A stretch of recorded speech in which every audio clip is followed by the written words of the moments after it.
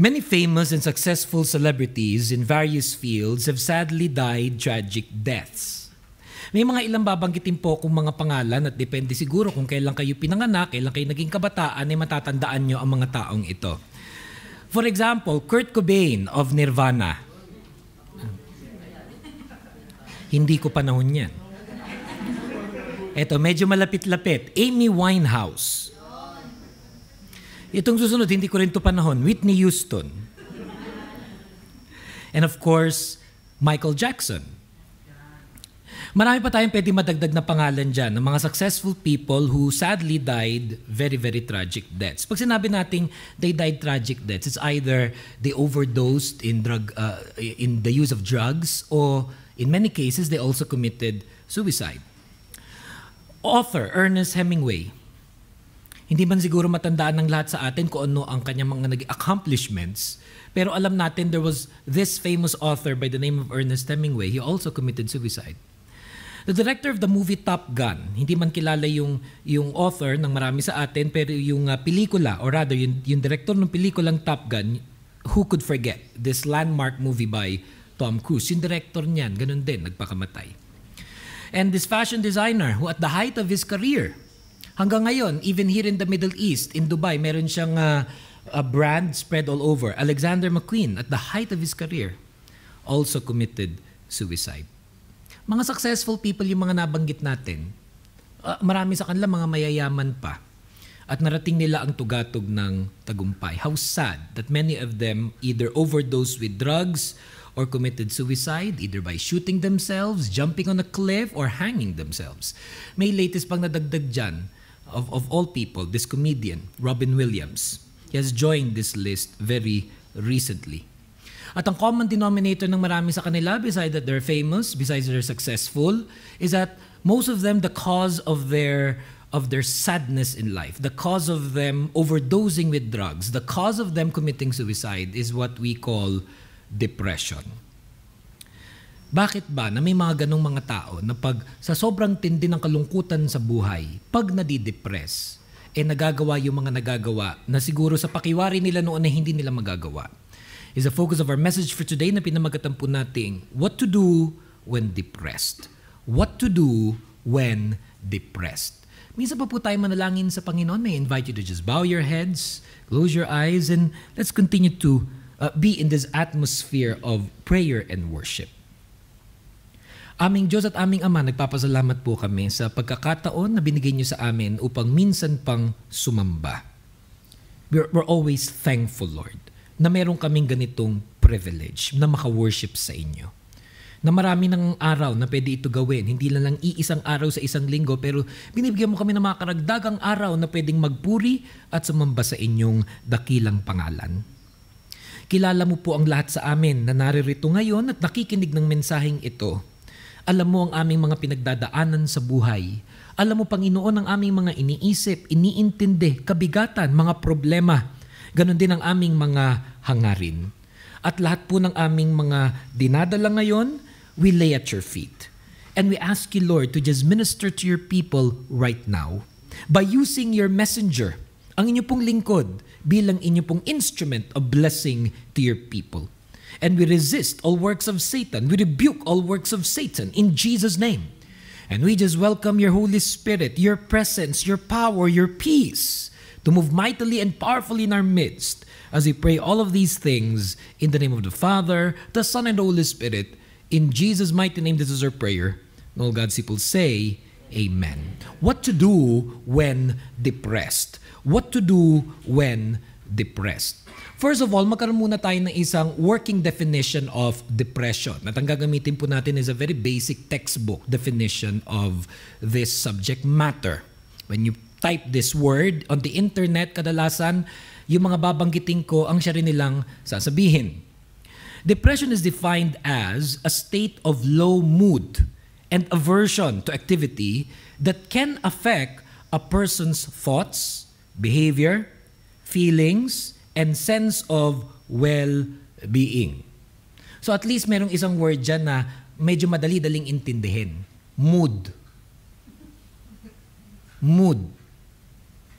At ang ibig sabihin ng depression, yung ang pangit ng mood mo.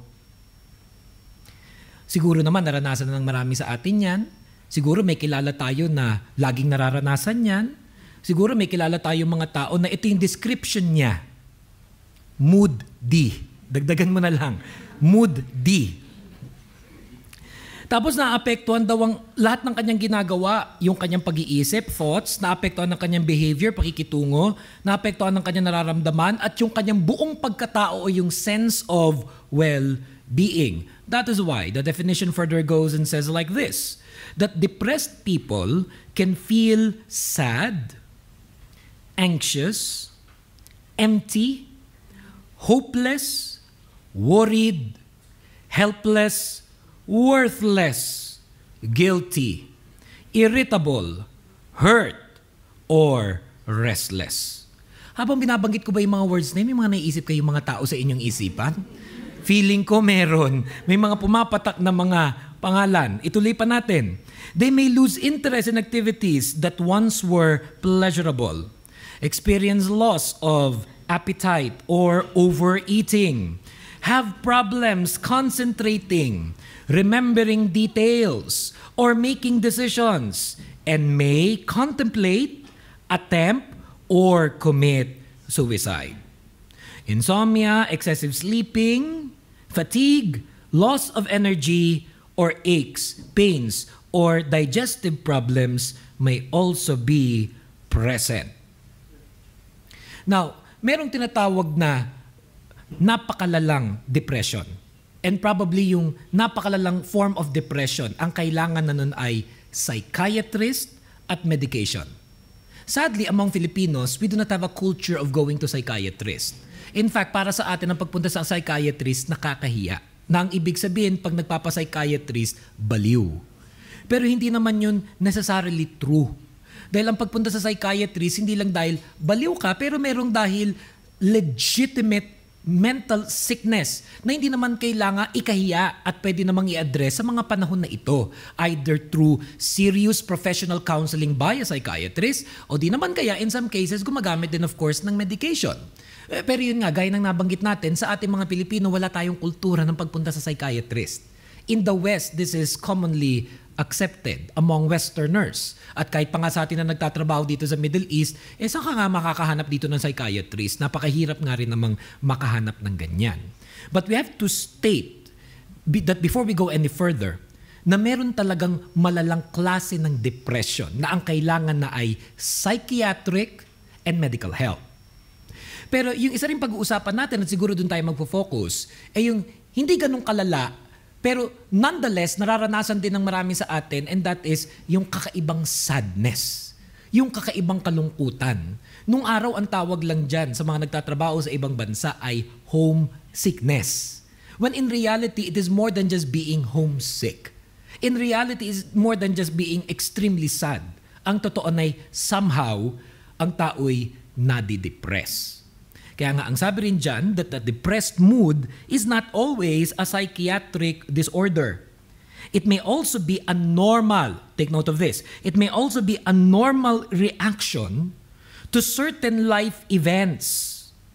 For instance, nagbago ang iyong tinitirhan. Dati kang nasa Pilipinas, ngayon nasa ibang bansa. Yung pagbabagong yun, hindi lahat ng tao madaling nakaka-cope.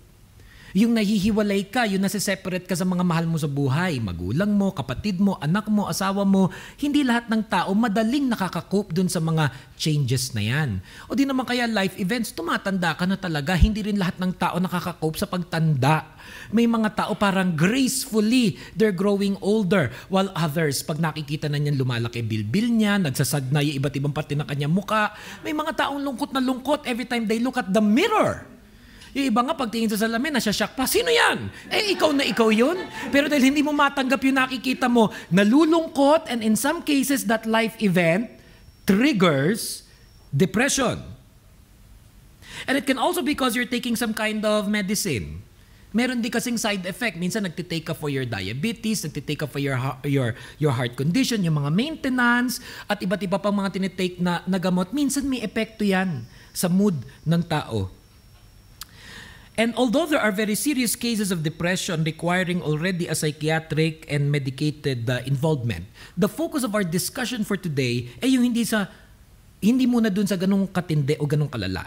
Ang pag-uusapan natin especially today ay yung may kinalaman sa life events or changes in life. Dahil tulad ng nabanggit natin kanina, life events is defined as changes that may precipitate depressed mood, including halimbawa childbirth, yung kapapanganak pa lang, or menopause, financial difficulties, job problems, tapos na-diagnose pa na may sakit tulad ng cancer or anumang related sicknesses, bullying.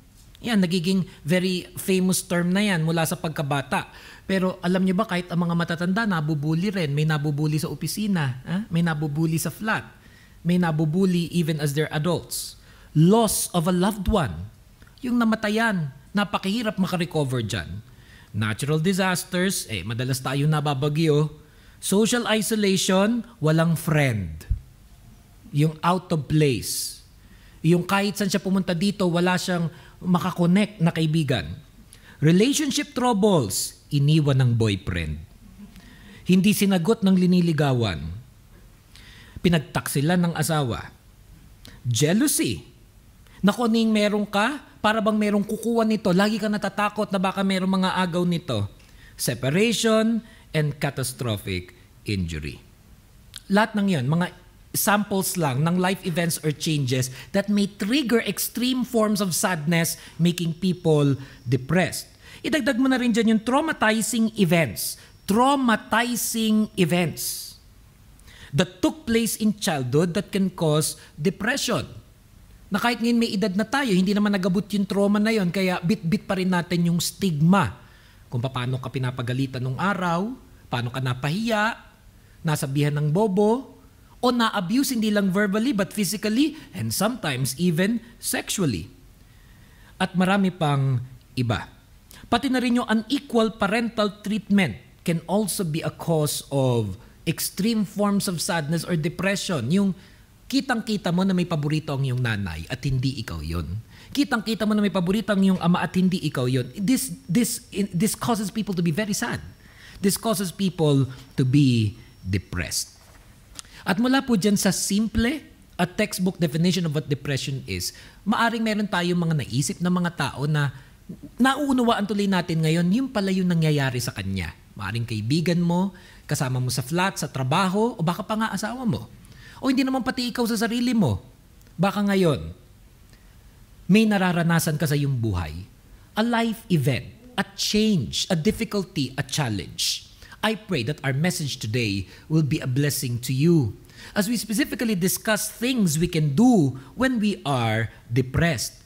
Mga bagay na pwede nating gawin pag tinatamaan tayo ng matinding kalungkutan sa buhay. Nangyayari kasi yun at mangyayari pa yan. Kasi ganun ang mabuhay dito sa lupa. May panahon na tayo binibigyan ng kasiyahan, may panahon na binibigyan din tayo ng kalungkutan. Life is both. And very early in life, lalo na sa mga magulang na naririto na may mga anak na, kasama sa ating role as parents is to train our children to cope, to enjoy when there are happy moments, to cherish when there are happy moments, to protect the happy moments in life, but also to teach them to cope when sadness comes to their lives. Siyempre, ang mga magulang gusto niya lagi pinoproteksyonan niya ang kanyang anak, hindi lang sa karamdaman, pati sa emotional pain.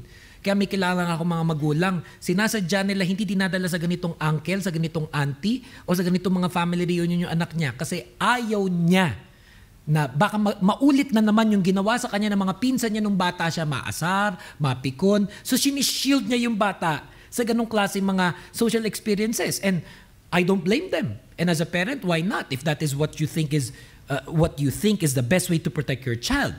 Yun nga lang, hindi sa lahat ng oras naroroon ka sa buhay ng iyong anak.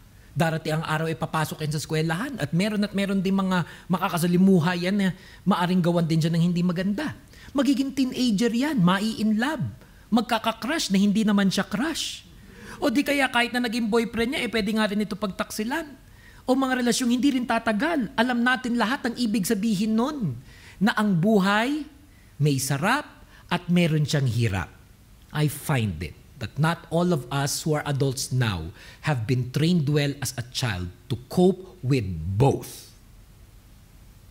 At meron, pag sunod-sunod, sabay-sabay at patong-patong na yung sadness, hindi na niya kinakaya. Na minsan pa nga iniisip niya baka na siya mabaliw sa dami nung sabay-sabay, patong-patong at kay hirap-hirap ng mga pagsubok sa buhay.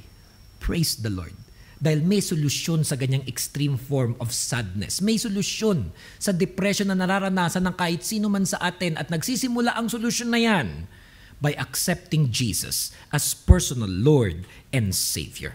Na nagsisimula, na nasusolusyonan ang anumang form of sadness at depression pag kinikilala natin at tinatanggap si Jesus bilang ating personal Lord and Savior. And we are not talking about religion here. We're not talking about becoming a member in another religion. What we are talking about is having a personal relationship with Jesus Christ Himself. At ang lahat ng tatanggap kay Jesus bilang personal Lord and Savior, yun yung nagiging Christian. Nowadays, the term is loosely used na kung hindi ka halimbawa Muslim at lumaki ka bilang Katoliko, Protestante o isang born-again family, therefore Christian. But for us, naniniwala tayo na may mas malalim na kahulugan, yung pagtanggap kay Jesus Christ. Na pag siya tinanggap natin bilang personal Lord and Savior, God is establishing a relationship with us. Kaya ang sabi sa 2 Corinthians 5:17, that when someone becomes a Christian, he becomes a brand new person inside. He is not the same anymore. A new life has begun. Kaya ganun tayo ka-serious. That's how serious we are in sharing and preaching this message. Lalong-lalo na pag ang tao ay dumadaan sa matinding kalungkutan o depression, ang kailangan mo si Jesus. You need to recognize Him in your life. You need to accept Him as your personal Lord and Savior. Oh yes, maybe hindi ka naman masamang tao at tulad ng marami sa atin ay lumaki na may relihiyon. Maaring nagsisimba ka rin tuwing Biyernes dito sa Middle East o Sunday pag nasa Pilipinas, gumagawa ka naman ng kabutihan. But why is it that the sadness still remains? Why is it that depression still remains? Dahil hindi masusolve yung sadness at depression only through psychiatric help, only through medication. It will not be solved even by another person in your life. That and many other struggles in life can only ultimately be solved by having a personal relationship with Jesus Christ. Dahil yun ang kanyang pinapangako. Again, it says in 2 Corinthians 5:17 that when someone becomes a Christian, he becomes a brand new person inside. He is not the same anymore. A new life has begun. Napakasarap pakinggan, pagbulay-bulayan at isipin yung sinabi dyan that a new life has begun. Dahil isa sa negative effects ng extreme forms of sadness and depression ay yung feeling na para bang magwawakas na ang buhay. Na kaya nga yung ilang mga tao gusto na nilang unahan ang pagwawakas ng buhay by doing it themselves. And that is why the second point that we'd like to drive out here is this. Na pag nararanasan mo yung ganyang klaseng pakiramdam, and I will repeat this, emphasize this over and over again, don't ever commit suicide. Don't ever commit suicide. Don't ever commit suicide. Huwag mo siyang isama sa options mo sa buhay. Huwag mong isasama sa listahan ng mga pwede mong gawin dahil kay lungkot na nga ng buhay mo, wawakasan mo ito. Kahit paminsan nandun yung overwhelming sense of sadness, kahit nandun yung overwhelming sense of wanting to do it, remember that again and again and again, don't ever commit suicide. Yan nga ang nakakalungkot when a successful, famous celebrity does things. Halimbawa na lang may hairdo sila. Mapansin mo pag may isang sikat na artista kahit sa Pilipinas, may gupit siya. The next week, lahat ng Pilipino, ganun na gupit. Tingnan nyo lang yung mga katabi nyo mga lalaki narito ngayon. Hindi ba't puro mga Daniel Padilla ang mga itsura ng mga iyan? Sinusundan Celebrity kasi. Mamaya pati sa pananamit yan. Mamaya pati sa asta. Pananalita. And you'll find it that later, even yung diskarte sa buhay, nagiging katulad na rin nung celebrity. And that's why it's extremely sad when celebrities commit suicide themselves. They're putting the idea out there They're putting the idea out there that that's what happens. Na kahit makarating ka sa tugatog ng tagumpay, na kahit napaka-successful, rich, and wealthy, still there is so much unhappiness in life. And what is the button that they push? Killing themselves. Or if not killing themselves, killing other people. This is the result of evil and the fallen nature of this world. That is a spirit that is moving around, triggering people to be sad and depressed so that ultimately they will destroy their own lives. Hindi man sila mag-commit ng actual physical suicide. Alam nyo, may mga tao na hindi naman nagpapakamatay physically, pero nagpapakamatay emotionally, nagpapakamatay spiritually. What is this? Yung nagse-self-destruct. Yung wawasakan niya lahat ng kanyang relasyon. Bigla-bigla na lang magre-resign sa kanyang trabaho. Yung kahit makulong na lang siya, wala na siyang pakialam, susuntukin lahat ng makatabi. May ganung mga tao na pagalit na galit, lahat ng pwedeng bungiin, bubungian sa kanyang tinding galit sa buhay. It may not be actual physical suicide, but that is an emotional kind, self-destruction. Exodus 20:13 says, "You shall not commit murder." You shall not commit murder, either of other people, and most especially yourself. Don't ever commit suicide. And take care of yourself. Take care of yourself. This is one of the lies of Satan. This is one of the lies of Satan. Na matindi na nga yung kalungkutan sa buhay, matindi na nga ay yung depression, tapos lalala pa kasi hindi mo inaalagaan ang iyong sarili. We must take care of ourselves. Why? Because God Himself commands it. 1 Corinthians 6:19-20 says, "Do you not know that your bodies are temples of the Holy Spirit, who is in you, whom you have received from God? You are not your own. You were bought at a price. Therefore, honor God with your bodies." Utos ni Lord John, pangalagaan natin ang ating katawan. Tulad nung ating pinag-usapan kanina, na maraming mga tao na matindi kalungkutan at nadidepress. Ano raw ang ginagawa minsan? Hindi makakain, walang ganang kumain. Kaya sobrang nangangayaya. Yung iba naman, dahil sobrang tindi ng sadness at depression, kain naman ng kain, kaya sobrang naman ng pagtaba. Parehong hindi mabuti. Parehong hindi maganda. Yung sobrang pagpayat at pati yung sobrang pagtaba. Tingnan nyo nga ang inyong mga katabi at subukan yung tansyahin. Ano kaya ang nangyayari sa buhay nitong katabi natin? Depressed to, Pastor. Depressed to, Pastor. But seriously speaking now, we need to take care of ourselves. Yung hindi pagtulog dahil sa matinding problema, itigil mo na yan. Dahil hindi rin naman masusolve ang problema mo sa hindi pagtulog. Kaya marami mga tao, kay bigat na nga ng problema, hindi pa natutulog, hindi makakapag-isip ng wasto. Sometimes, husband and wives, especially women, hindi makatulog dahil sa tindi ng mga problemang pinagdadaanan ng pamilya. Tapos ang gusto niya, pati yung asawa niya, yung lalaki, wag din matulog kasi hindi siya tulog eh. Ikinagagalit pa niya, ba't natutulog ito? Eh kung gusto mong ikaw wag matulog, di wag ka matulog, patulogin mo siya. At least, may isa sa inyo na matino ang pag-iisip. Hindi pareho kayong zombie. Ang lalaki, tatandaan nyo ito, hindi porkit kumakain pag may problema o natutulog pag may problema, ibig sabihin hindi niya inaasikaso yun. Ano lang ibig sabihin nun? Natulog siya at kumain siya. Yun lang ibig sabihin nun. Eh minsan kasi gusto ng babae, lahat may ibig sabihin eh. Yung may ibig sabihin ng kadalasan ng lalaki ang mga ginagawa, walang ibig sabihin. Kaso sa babae, lahat ng nangyayari, may ibig sabihin. And everybody say, praise the Lord! Kaya napakahalaga. Napakahalaga. Kahit anong pinagdadaanan sa buhay, take care of yourself. Masarap naman kung inaalagaan ka ng asawa mo. Thank you, Lord, kung nandun ang magulang mo, kapatid mo, boyfriend mo. Paano kung nakatira ka sa mga accommodation dito? Nawala lahat yun.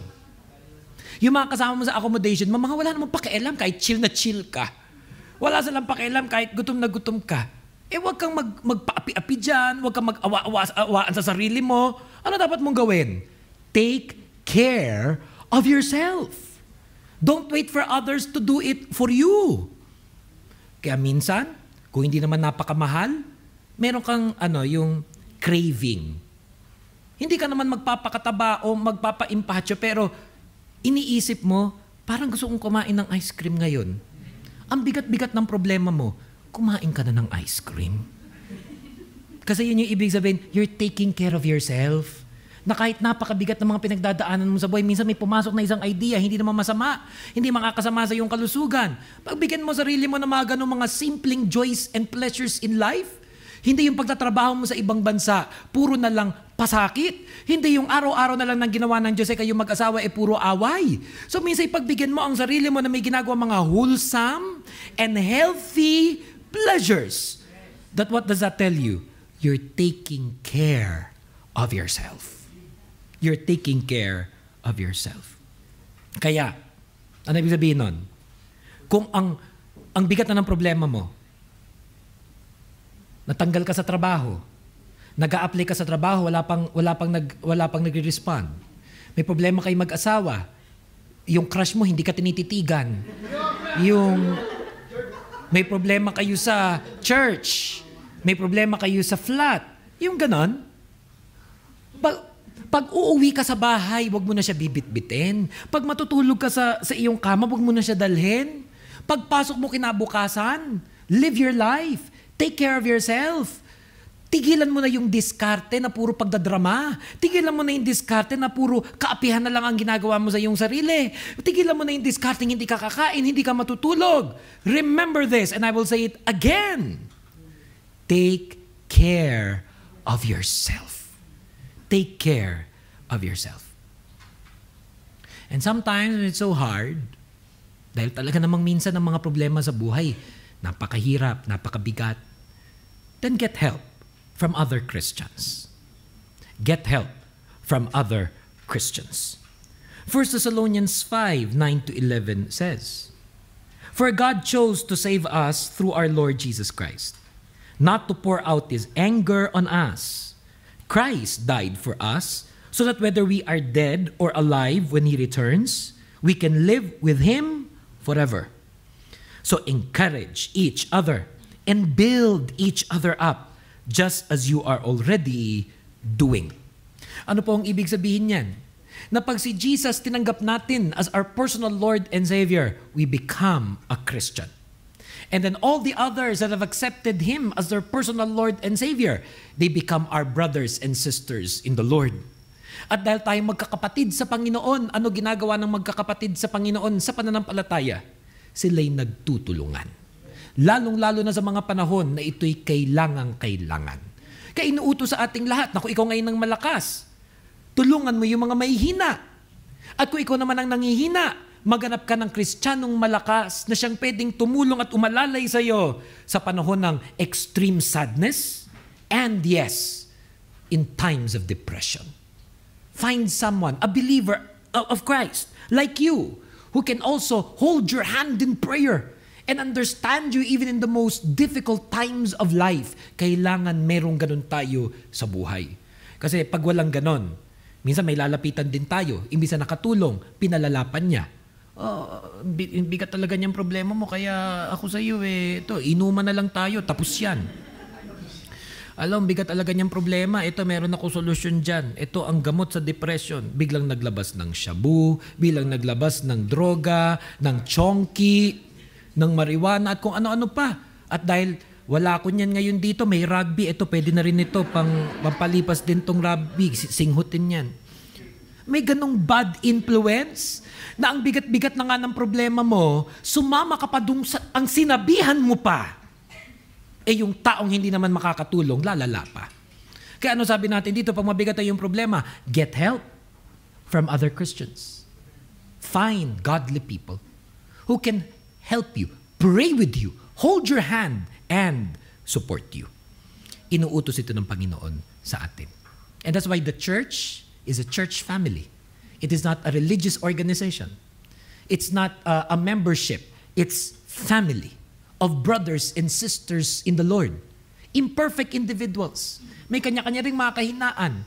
Minsan craziness and struggles and weakness in life. But by God's grace, as we are together in the Lord.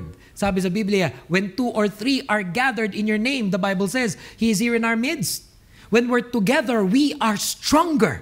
Kaya napakahalaga na ang mananampalataya, ang Kristiyano, hindi nag-iisa sa kanyang faith, kundi naghahanap siya ng nagpapalakas sa kanyang pananampalataya as well. So kindly turn to your neighbor and say, can you be my strength? Tell the person seated next to you, can you be my strength? Can you be my strength? And I pray that the answer is yes. I pray that the answer would be yes. Kung sa Pilipinas lang, ang hirap dalhin ng problema ng nag-iisa, yung pang nasa ibang bansa ka. Yung pang nandito ka sa ibang bansa. We're not citizens in this country. And sometimes, some of us, wala namang relatives dito. Kaya yung makakatagpo ka ng church, makakatagpo ka ng mga kapatiran na nagpapalakasan sa isa't isa, to God be the glory. That is the design of God. It is God's will that we find believers, we find mentors, we find disciplers, we find pastors, churches, that we can call our family, that can strengthen one another even in times of depression. And finally, to always trust in the Lord and rise up. To always trust in the Lord and rise up.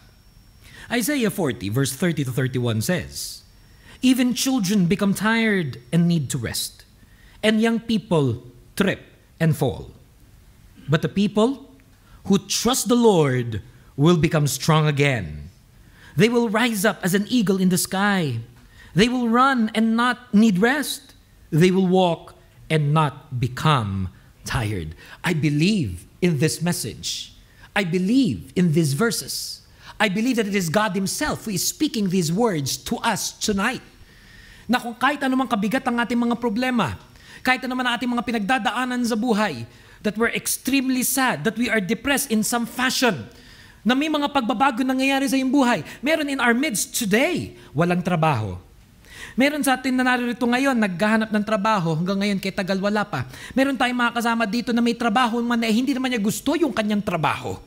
Na araw-araw na lang na ginawa na Diyos, pinagpipray niya o pinapangarap niya, sana mawala na lang ang trabahong ito at bumalik sa Pilipinas. May ganon.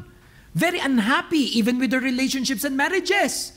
Na kung pinagpipray niyang mawala ang mga problema niya sa buhay, pinagpipray din niya mawala pati ang asawa niya. Dahil sa bigat na idinudulot nito sa kanyang kalooban. May mga taong unhappy in their marriages. There are people who are unhappy with their life even here abroad. There are people who are extremely unhappy even in their ministry and even in their church. Through it all, we must learn to trust in the Lord. We must learn to trust in the Lord. Na kahit ano man yung ating unhappiness, sadness, depression, ano man yung ating mga kabigatan sa buhay, Panginoon, sa inyo ko nagtitiwala. Hindi ko pa po alam lahat ng sagot sa mga problema ko, pero Panginoon, sa iyo ko nagtitiwala. May mga naririto ngayon, may mga bigat na problema sa pera. Ang Lord ang nangungusap sa iyo ngayon at ang sinasabi niya, sa Kanya ka magtiwala. Hindi mo alam kung saan kukunin ang pambayad sa utang sa kaliwa, sa kanan at kung saan man. Ang sabi ng Lord sa iyo, sa Kanya ka magtiwala.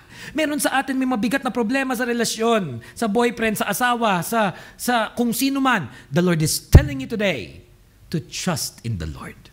To trust in the Lord.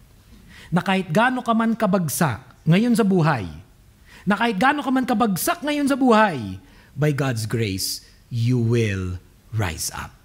That by God's grace, you will rise up. I will read these verses once again as we close our message for tonight. Isaiah 40, 30 to 31 says, even children become tired and need to rest. And young people trip and fall. But the people who trust the Lord will become strong again. They will rise up as an eagle in the sky. They will run and not need rest. They will walk and not become tired. Make this your prayer tonight. Make this your prayer tonight. I surrender all. Make this your prayer tonight. I surrender all. I surrender all. I surrender all. Can you say those words with me right now and make this your personal prayer to Jesus Christ? Ano man ang iyong pinagdadaanan ngayon sa buhay, ano man ang iyong mga kabigatan, mga problema at unhappiness, ano man ang iyong prayer request ngayon sa Panginoon, together, let us believe in Jesus' name. Let us trust in the Lord that He's gonna hear our prayers. He's gonna unload you of your burdens. Together, let us say this prayer. Let's say it 3 times. And hold on to the Lord as we say, I surrender all. I surrender all. And I surrender all. Father in heaven, how we thank you. How we praise you that tonight, we know that you are here. We know that you are here. Naririto ka. Kilala mo, Panginoon, ang bawat isang dinala mo dito po sa aming monthly Wednesday evening worship service. Thank you, Lord, for our visitors and guests. Thank you, Lord, for our regular attendees.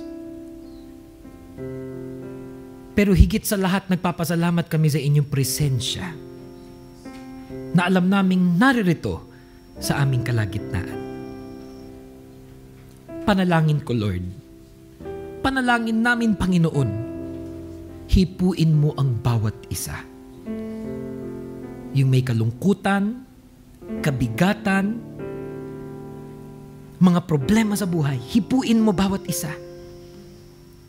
At pati na rin, Panginoon, yung may mga pinapangarap at may mga ninanais sa kanyang buhay, hipuin mo ang bawat isa.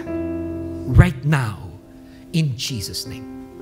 Mga kapatid sa Panginoon, as all heads are bowed down and all eyes are closed, at wala naman pong sumisilip, nobody looking around, I would like to pray for all of us today to trust in the Lord and to surrender all. Kaya ano man yung prayer request mo, kapatid, san ka man naroroon, ba't hindi mo itaas ang iyong 2 kamay at mananalangin tayo sa Kanya? Just lift both of your hands to the Lord and we're gonna pray to God. Siya na ang nakakaalam ng detalye. He knows the details. All you have to do is lift both of your hands to God. Lift both of your hands to the Lord and allow His healing, allow His touch, allow His power, His peace to flow through you tonight.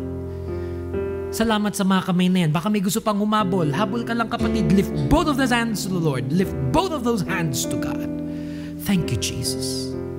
Panginoon, nakikita mo ang iyong mga anak, ang mga kamay na nagtataas sa inyo bilang pagsuko. And yes, we say to you, Lord, I surrender all. We say to you, Jesus, we surrender all. And Father, even as your people lift their hands to you, una sa lahat, Lord, hipuin mo yung may matinding kalungkutan. Hipuin mo, Panginoon, yung homesick na homesick, yung hirap na hirap sa kanya mga pinagdadaanan sa buhay. Wala namang nakakaalam, wala namang nakakarinig, siya lang. Lalo na yung taong yun, Lord. I pray tonight, in Jesus' name, that you would wrap your arms around this person and that this person may feel your embrace. This person may feel your love. This person may feel your peace that this world cannot give. Thank you, Jesus, because I know even now, you are touching your people.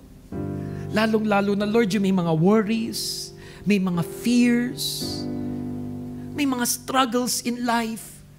Panginoon, hipuin mo ang iyong mga anak. Ipinapanalangin ko rin yung mga may sugat sa puso, may sugat sa isip, may sugat sa relasyon, sa pananampalataya, people who are hurting, people who have offenses, people who are in pain. I pray now, Father, let your miraculous healing be felt by your people. That we may be healed by your touch. That we may be healed of our hurts. That we may be healed of our pain. Lord Jesus, reach out to your people tonight, even for miraculous financial provision. Hindi la alam kung saan kukunin ang pambayad sa mga kabila-kabilang mga bayarin. Lord, provide for your people's needs. And yes, even for miracles. I pray for parents whose children are sick. Pagalingin mo ang kanilang mga anak. I pray, Lord, for those who have parents who their parents have sicknesses, their in-laws have cancer. I pray for people today na yung mga mahal nila sa buhay, Panginoon, may karamdaman. Wala man sila dito, but we're believing that you're healing them miraculously in the name of Jesus Christ. Thank you, Lord, for answering our prayers.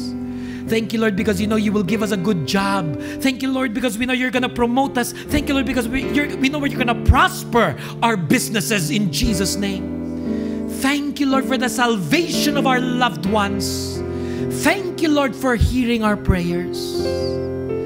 Just lift those hands to the Lord. And even as you lift those hands to the Lord, claim in Jesus' name your blessing.